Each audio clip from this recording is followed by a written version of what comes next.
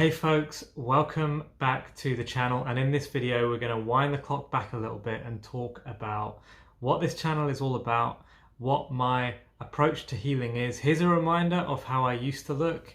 This was when my eczema was well on the way to healing. This is definitely not at the point where it was at its worst. And I spent the last 7-8 years now looking into holistic health, what causes eczema in the body, how it's linked to our food, our lifestyle choices, our digestion. And along the way I started coaching people and helping them to walk the same path that I did, to heal the body, to create health, to allow disease to leave the body, to bring the body back to a state of health, of relaxation. And you can see now my skin is completely clear, and it has been consistently clear now for the last 5-6 years, maybe even longer actually. I'm kind of losing track of the years now, but I don't get flares now. I never have to deal with any of that because I have completely reversed this whole eczema thing. I've gotten rid of all of the triggers, the factors, the underlying causes of eczema in my body. I created this channel because I want to help you do the same. And so let's talk about what that is. My approach to healing is about creating a healthy body overall. Creating a body that is no longer in a state of dis-ease, is no longer on this edge, on this tipping point of where a trigger comes in and then you get a flare-up, you get eczema. Most of you who have eczema, you don't have it all the time. You just have, it comes in peaks and troughs. It comes in waves where you get really bad eczema for a time because of something that's going on in your life, and then it clears up again as if on its own. But I look into why it's doing that and what the underlying factors need to be in place in order for a trigger to come along. So a lot of people know what their triggers are, but they don't know what the underlying causes are. And so we get into that in this channel, we get into that in coaching sessions and on the Facebook group as well. So detoxification is one of the first things that I talk to people about, because a lot of the time there's a toxic load in the body that needs to be gotten rid of before we can move forwards and bring in the nutrition phase. And so detoxification is essential at the start of this process. I recommend a 6-week detoxification phase for most people, but it might depend on where you are specifically, before moving into a more building nutrition phase where we optimize nutrition. We look a lot at food and how to build upon the cleansing that we've done through the detoxification phase.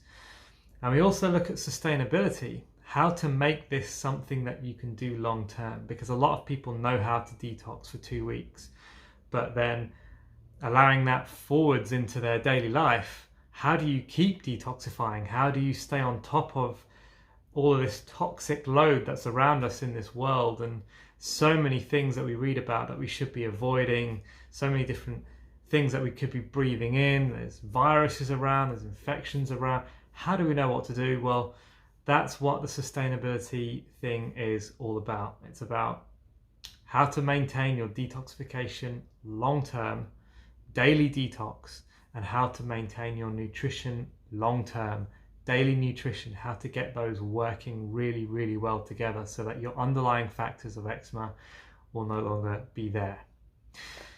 Now, I want to answer somebody's question who has sent me an email, somebody called Parv Sawali. So thank you for your email, Parv. It's just a short question. Firstly, thank you so much for your help and knowledge you provided in the eczema healing community, in particular for your ebook.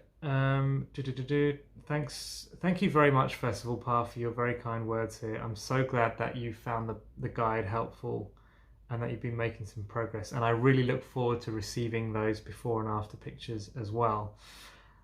My only question is, what is the clear liquid fluid that leaks and oozes from our skin whenever we scratch? I know we shouldn't scratch. I guess you've seen the videos I've made on scratching in the past. Firstly, when you scratch, your your body has an instinct that's there. And a lot of this healing process, we talk about the body's instincts and why certain things are happening and why the skin is being used as this detoxification organ. But when we scratch, it's an instinct that's there where we literally are trying to release something from the body. Our body instinctively knows that something's there that needs to get out and it can't get out. And so that's where the scratching mechanism comes from. So what is then being released is holding some form of toxic matter. So even if the liquid that's coming out of you isn't clear and it's kind of like a yellowish color, firstly, that can indicate that you're slightly infected, but it's an instinct that's there to try and get that out of the body. So in effect, you want that stuff to leave. It doesn't really, this is what instinctively you should be thinking. You want that stuff to leave the body, especially if it's got any sort of a smell or it's causing you to itch more when it stays there. You know it's toxic, you know you want it out. You don't want that stuff anywhere near your body. So if you've got any sort of crusting that's on there, just gently wash that away. Don't let it stick around because it could be toxic. It could be, even worst case, it could be reabsorbed back into the body. So you want it gone. What it actually is, there's a bit of a jury out on this one, and it kind of depends on what advice you follow, but some people believe that this is a sort of a discharge that the body releases to allow, it's kind of like a bit like pus, to allow some discharge from the body, to allow these toxins to leave the body. And then the second job of it is to protect the area, kind of a bit like, you know, when you get an egg and you crack the egg and you whisk it a bit and you put that over like a burn or something to protect the area. That discharge can form the same sort of film seal over the body to try and protect. That's another school of thought as to one of the benefits of that fluid. But particularly if it's not clear, like if it's yellowish in any way, you want that stuff out, and it's most probably a toxin holding substance that should be gotten away from the body as quickly as possible. But don't worry too much about it. If it is of a yellowy sort of color, then maybe you want to get that checked out at a doctor's. And if you are infected, then you know that's another question then of what course of action you take next. But if it's clear, don't worry too much about it. It's part of having a wound. It's part of having a cut or abrasion to the body that's going through a healing process. Keep the areas as clean as possible, and don't cover it or starve it of oxygen. Let the area breathe. So over the next few videos, I might do more of this, just getting back to basics about what this channel is all about, what my teaching is all about, what my philosophy towards eczema healing is all about. My background is in mechanical engineering, so I have a very logical approach to healing, a very analytical approach. I don't really get into any airy-fairy stuff, any woohoo bro science stuff that gets banded around on the internet. I'm interested in factual stuff, I'm interested in science, and I'm interested in looking with common sense at the human body and trying to figure out what is going on, what it might be telling us, what signs it's giving us as to the underlying causes of why your skin complaint is there. So stay tuned, subscribe to this channel if you are interested in all this sort of thing, especially if you've got eczema. Stay tuned to this channel.